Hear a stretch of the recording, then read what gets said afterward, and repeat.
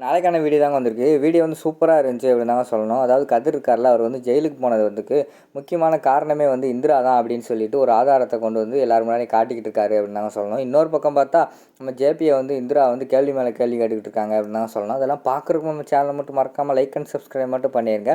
First எடுத்தோடனே நம்ம சுபா இருக்காங்கல்ல, சுபா வந்து சோஃபாவில் வந்து டல்லாக இருக்கிற மாதிரியே காட்டிக்கிட்டு இருக்காங்க. அந்த நேரத்தில் வந்து இந்திரா வராங்க. இந்திரா வந்து கேட்காங்க, என்னக்கா இப்படி டல்லாக இருக்கீங்க, என்னாச்சு அப்படிங்கிற மாதிரி கேட்காங்க. ஆமாம் இந்திரா, அவன்கிட்ட சொல்ல நினச்சேன், நீ வர நேரம்ல, அதனால தான் நான் அவனை கால் பண்ணலை. அதாவது இன்றைக்கி வீட்டுக்கு 2 பேர் வந்தாங்க. இந்த இடம் வந்து அவங்களோட இடம் தான். ஜேபி வந்து எங்களை ஏமாற்றி பிடுங்கிட்டாரு. இப்போ வந்து கோர்ட்டில் கேஸ் போட்டு கோர்ட்டில் தீர்ப்பும் வந்து எங்கள் பக்கமே வந்துருச்சு அப்படிங்கிற மாதிரி சொல்லிட்டு போயிருக்காங்க அப்படிங்கிற மாதிரி சொல்கிறாங்க. என்னக்கா சொல்கிறீங்க அப்படிங்கிற மாதிரி வந்து இந்திரா கேட்காங்க. உடனே காவியா வந்து வராங்க. ஆமாம் இந்திரா, அப்படி தான் சொன்னாங்க அப்படிங்கிற மாதிரி சொல்லிட்டு வராங்க. உடனே இந்திரா வந்து சொல்கிறாங்க, எதுக்கு நம்ம குடும்பத்துக்கு இப்படி பிரச்சனை மேலே பிரச்சனை வந்துக்கிட்டு இருக்குது, யார் தான் இப்படி பண்ணுறாங்க அப்படிங்கிற மாதிரி வந்து நம்ம இந்திரா கேட்டுக்கிட்டு இருக்காங்க. அந்த நேரத்தில் ஹேமா என்ட்ரி கொடுத்துட்டு, வேறு யார் இந்திரா, எல்லாத்துக்கும் காரணமே நீ தான் அப்படிங்கிற மாதிரி சொல்கிறாங்க. உடனே சுபா வந்து சொல்கிறாங்க, என்ன இந்திரா மேலே பழி சொல்கிற, என்ன ஹேமா அப்படிங்கிற மாதிரி கேட்டவுடனே, ஆமாம் இவளால் தான் அந்த குடும்பத்து மேலே 1008 பிரச்சனை வருது அப்படிங்கிற மாதிரி சொல்கிறாங்க. உடனே இந்திரா கேட்காங்க, நான் யார் பிரச்சனையில தலையிட்டேன் சொல்லுங்கள் அப்படிங்கிற மாதிரி கேட்டவுடனே, ஏன் பிரச்சனை தலையிலையா, உங்கள் அக்கா பிரச்சனை தரையிலையா, சுபா அவங்க பிரச்சனை தரையில, எல்லா பிரச்சனையும் நீ தலையிட்டுக்கிட்டு தான் இருக்க சரியா, இப்போ இவளோட உண்மையான முகம் வந்து ஒரு நாள் கண்டிப்பாக தெரியத்தான் போகுது பாருங்க அப்படின்னு சொல்லிட்டு அந்த இடத்துல இருந்து வந்து ஹேமா போகிற மாதிரி காட்டிக்கிட்டு இருக்காங்க. உடனே சுபா வந்து சொல்கிறாங்க, இந்திரா நீ வந்து கவலைப்படாதமா, அவள் உன்னை பற்றி தெரியாமல் பேசிக்கிட்டு இருக்கா, நீ வந்து எங்கள் நல்லதுக்கு தான் எல்லாமே பண்ணிக்கிட்டு இருக்கேன்னு அவளுக்கு ஒரு நாள் புரியும், நீ கவலைப்படாத அப்படிங்கிற மாதிரி வந்து இந்திரா கிட்ட சொல்கிறாங்க. அடுத்த சீனில் வந்து எல்லாருமே ஹாலில் உட்காந்துருக்கிற மாதிரி தான் காட்டிக்கிட்டு இருக்காங்க. அந்த நேரத்தில் கதிர் வந்து கையில் ஒரு பேப்பரோட வேகமாக வராங்க. டேய் என்னடா சீக்கிரமே போயிட்டு சீக்கிரமே வந்துட்டேன், வேலையெல்லாம் முடிஞ்சிருச்சா அப்படிங்கிற மாதிரி வந்து ராமச்சந்திரன் கேட்காங்க. ஆமாப்பா, சில பேரோட முகத்திரை வந்து கிழிக்கணும்ல, அதனால் வந்து நான் சீக்கிரமாகவே போயிட்டு சீக்கிரமாகவே வந்துட்டேன் அப்படிங்கிற மாதிரி சொல்கிறாங்க. ஏன் என்னாச்சு, யாரை பற்றி நீ சொல்ல போகிற, ஃபஸ்ட்டு கையில் என்னடா பேப்பரு அப்படிங்கிற மாதிரி சொன்னோன்னே, இந்தாங்கப்பா இந்த பேப்பரை பாருங்கள், இந்திரா வந்து கடைசியாக யார்கிட்ட பேசினா எல்லாமே ஒரு மாதத்துக்குரிய கால் கிஸ்ட்ரியெல்லாம் நான் எடுத்துகிட்டு வந்திருக்கேன் அப்படிங்கிற மாதிரி சொல்கிறாங்க. அங்கிட்டு ராகினி வந்து, இந்திரா இன்னைக்கோட நீ செத்த, வசமாக மாட்டிக்கிட்ட அப்படிங்கிற மாதிரி சொல்லிகிட்டு இருக்கிற மாதிரி காட்டுறாங்க. என்னடா அது, இதில் என்ன இருக்குது நீயே சொல்லு அப்படிங்கிற மாதிரி வந்து ராமச்சந்திரன் கேட்குறாங்க. இந்த இருக்கால இந்திரா, இவ தான்ப்பா ரோஷிக்கிட்ட அடிக்கடி பேசிக்கிட்டே இருந்திருக்கா, என்னை ஜெயிலில் பிடிச்சி விட்டதும் இவ தான்ப்பா அப்படிங்கிற மாதிரி சொல்கிறாங்க. என்னடா சொல்கிற அப்படிங்கிற மாதிரி ராமச்சந்திரன் கேட்காங்க. ஆமாப்பா, நேற்று நைட்டு கூட பேசியிருக்கா, ஏன் இன்னைக்கு காலையில் கூட பேசியிருக்கா, எனக்கு தெரிஞ்சு போச்சு, என்னை வந்து ஜெயிலில் அனுப்பி வச்சதா இவ தான் அப்படிங்கிற மாதிரி சொல்லிக்கிட்டு இருக்காங்க. டேய் என்னடா பேசிக்கிட்டு இருக்க, அவள் நல்ல பிள்ளைடா, அவளுக்கு இருக்கிற வேலையில் இதெல்லாம் பண்ணிக்கிட்டு இருப்பாளா, அது மட்டும் இல்லாமல் உன்னை அங்கே ஜெயிலில் வந்து அங்கே ஸ்டேஷனில் வந்து உன்னை பெயில் எடுத்ததே அவள் தான்டா அப்படிங்கிற மாதிரி சொல்கிறாங்க. அப்பா அதெல்லாம் நாடகம்ப்பா, ஃபஸ்ட்டு வந்து என்னை ஜெயிலில் பிடிச்சி கொடுக்குற மாதிரி பிடிச்சி கொடுத்துட்டு அதுக்கடுத்து பின்னாடி வந்து வாபஸ் எடுக்கிறா, அதுலேருந்து தெரிய வேண்டாமா அவளோட புத்தியெல்லாம் அப்படிங்கிற மாதிரி சொல்லிக்கிட்டு இருக்கிற மாதிரி காட்டுறாங்க. உடனே ராமச்சந்திரன் வந்து கேட்காரு, அம்மாடி இந்திரா என்னம்மா அவன் இப்படி உளறிக்கிட்டு இருக்கான், என்ன பிரச்சனை அப்படிங்கிற மாதிரி கேட்டவொடனையும், அது ஒன்றுமில்லமாமா அப்படிங்கிற மாதிரி சொல்கிறாங்க. சரி நீ அவட்ட பேசுனியா பேசலையா அதை சொல்லு அப்படிங்கிற மாதிரி வந்து ராகினி சொல்கிறாங்க. ஆமாம் நான் பேசினேன், இப்போ என்ன அப்படிங்கிற மாதிரி சொல்கிறாங்க. உடனே கதிர் வந்து, பார்த்தீங்களாப்பா இவ தான்ப்பா பேசிக்கிட்டு இருக்கா, இந்த வீட்டிலேருந்து யாருமே வந்து பேசக்கூடாது, ரோஷிக்கிட்ட பேசக்கூடாதுன்னு அம்மா சொல்லியிருக்காங்க, அதையும் மீறி இவ பேசியிருக்கா, என்னை இவ தான்ப்பா வந்து போலீஸ்கிட்ட மாட்டி விட்ருக்கா அப்படிங்கிற மாதிரி சொல்கிறாங்க.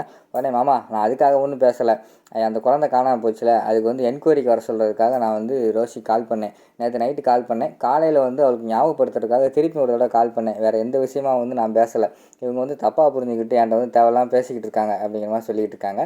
அந்த நேரத்தில் வந்து நம்ம ஜெயா வந்துடுறாங்க. ஜெயா வந்தோடனே, என்னாச்சு திருப்பியும் குடும்பத்தோடு இங்கே ஹாலில் உட்காந்து என்ன பண்ணிக்கிட்டு இருக்கீங்க, ஒருத்தரோட மூஞ்சியும் சரியில்லையே, என்ன பிரச்சனை அப்படிங்கிற மாதிரி சொல்லிகிட்டு இருக்காங்க.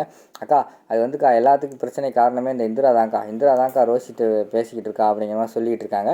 அந்த நேரத்தில் ஜெயாமா வீட்டுக்குள்ளே வரலாமா அப்படிங்கிற மாதிரி ஒரு குரல் கேட்குது. யாரா அப்படின்னு பார்த்தா இவர் வராரு, நம்ம ஜேபி வர்ற மாதிரி காட்டுறாங்க. வாங்க சார் உங்களை தான் தேடிக்கிட்டு இருந்தோம் அப்படிங்கிற மாதிரி வந்து நம்ம ராமச்சந்திரன் சொல்கிறாங்க.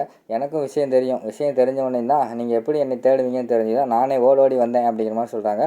உடனே பார்த்தீங்களா சார், தேவையில்லாமல் ஒரு 2 பேர் வந்து இந்த வீடு வந்து அவங்களுக்கு தான் சொந்தம் அப்படிங்கிற மாதிரி சொல்லிகிட்டு இருக்காங்க. என்ன சார் இது அப்படிங்கிற மாதிரி வந்து ராமச்சந்திரன் கேட்குறாங்க.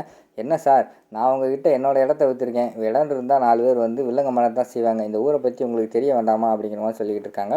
உடனே ஜெயா வந்து சொல்கிறாங்க, என்ன சார் சொல்லிக்கிட்டு இருக்கீங்க, வில்லங்கம் பண்ணுவாங்களா, நாங்கள் உங்ககிட்ட 2 கோடி ரூபா கத்தையாக கொடுத்துருக்கோம், அப்படி இருக்கும்போது எதுக்கு வில்லங்கம் பண்ணுறாங்க அப்படிங்கிற மாதிரி சொல்கிறாங்க.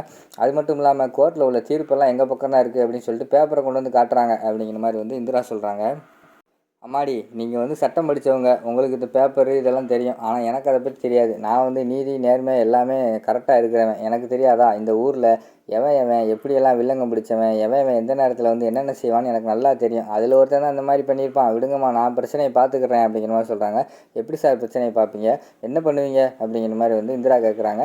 அதெல்லாம் உங்களுக்கு தெரியாதுமா, இந்த ஊரில் எவன் அடுத்தவன் சொத்தை அவங்க அபகரிக்கணும்னே திரியிறான். எனக்கு தெரியும் யார் யார் என்னன்ட்டு. நான் போய் உங்களுக்கு இந்த பிரச்சனையை சுமூகமாக முடிச்சு கொடுக்கேன் அப்படிங்கிற மாதிரி சொல்கிறாங்க. உடனே ராமச்சந்திரன் சொல்கிறாரு, சார் கொஞ்சம் சீக்கிரமாக முடிச்சு கொடுங்க.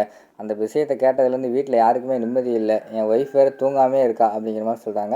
உடனே ஜெயாவும் சொல்கிறாங்க, ஆமாம் சார், நான் வேறு 2 கோடி ரூபா கொடுத்துருக்கேன். திருப்பி அதையே சொல்கிறாங்க. என்னம்மா நீ அதையே சொல்லிக்கிட்டு இருக்கீங்க, அப்போனா நீங்கள் வந்து என்னை நம்பாத மாதிரி தெரியுது அப்படிங்கிற மாதிரி சொல்கிறாங்க. உடனே வந்து ராமச்சந்திரன் சொல்கிறாரு, சார் உங்களெல்லாம் நம்பாமல் இல்லை, நாங்கள் நம்புகிறோம். ஆனால் திடீர்னு வந்து இப்படி பேப்பரை காட்டினோன்னே எங்களுக்கு ரொம்ப பயமாக இருக்குது அப்படிங்கிற மாதிரி ராமச்சந்திரன் சொல்கிறாங்க. நீங்கள் ஒன்றும் பயப்படாதீங்க, 15 நாளுக்குள்ளே நான் பிரச்சனையை தீர்த்து வைக்கேன் அப்படிங்கிற மாதிரி சொல்கிறாங்க. எப்படி சார் தீர்த்து வைப்பீங்க, என்ன பண்ண போகிறீங்க அப்படிங்கிற மாதிரி இந்திரா கேட்காங்க. ராகினி வந்து சொல்கிறாங்க, ஏய் இந்திரா, அதெல்லாம் உனக்கு தேவையா, அவர் என்ன பண்ணுவார் அப்படிங்கிற மாதிரி சொல்கிறாங்க. உடனே இந்திரா சொல்கிறாங்க, எனக்கும் லா பற்றி தெரியும், நானும் ஏதாவது சொல்லலாம், ஐடியா கொடுக்கலான்னு தான் சொன்னேன் அப்படிங்கிற மாதிரி சொல்கிறாங்க. அதெல்லாம் ஒன்றும் பிரச்சனை இல்லைம்மா, இன்னும் 15 நாளுக்குள்ளே உங்கள் வீடை வந்து உங்கள் கையில் முழுசாக ஒப்படைக்கிறது என்னோட பொறுப்பு அப்படிங்கிற மாதிரி வந்து அந்த பேப்பர் இருக்குல்ல, அந்த பேப்பரை கொடுங்க அப்படின்னு சொல்லிட்டு அந்த 2 பேர் வந்து கொடுத்தாங்களா. அந்த பேப்பரை வாங்கிட்டு அந்த இடத்துல வந்து ஜேபி போகிற மாதிரி காட்டிக்கிட்டு இருக்காங்க. இங்கிட்ட வந்து இந்திரா வந்து யோசிச்சுட்டு இருக்கிற மாதிரி காட்டுறாங்க. அதோட பார்த்தீங்கன்னா அந்த எபிசோட வந்து முடிச்சிடுறாங்க.